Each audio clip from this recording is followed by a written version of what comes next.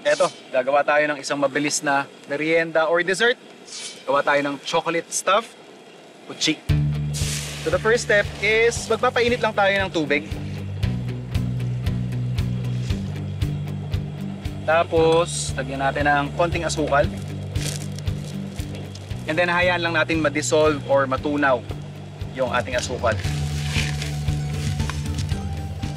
So once na natunaw na yung ating asukal, pwede na natin patayin yung ating apoy. So habang nagre-relax siya dyan, halo lang natin yung ating dry ingredients. So ito yung ating glutinous rice flour. Lalagyan lang din natin ng konting desiccated coconut. That's for texture and of course flavor. And then gamit yung mainit nating simple sugar, pupurin natin yan.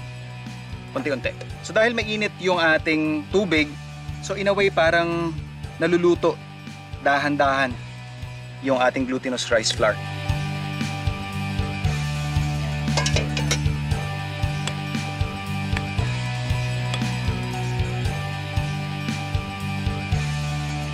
So ito yung hinahanap nating itsura niya.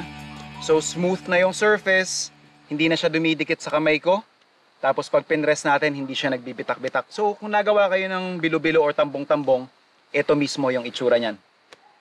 So pwede na natin bilugin. Tapos imbes na munggo or any other filling yung ilalagay natin, kuha tayo ng ating chocolate, press kayo sa gitna, gawa kayo ng butas, saka nyo ilubog.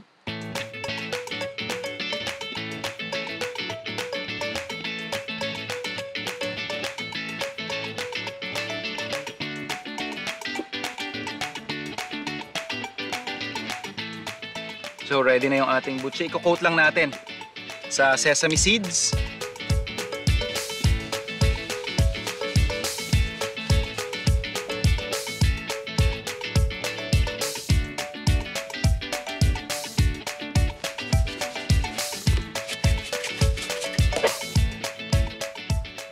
Okay, ready na tayo magprito.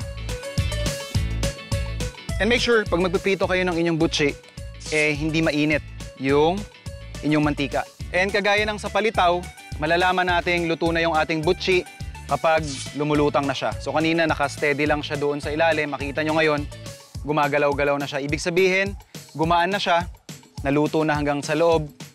Yan, nakikita pa nga natin actually yung ibang chocolates lumabas na rin. That's perfectly fine. Pwede na natin tong hanguin.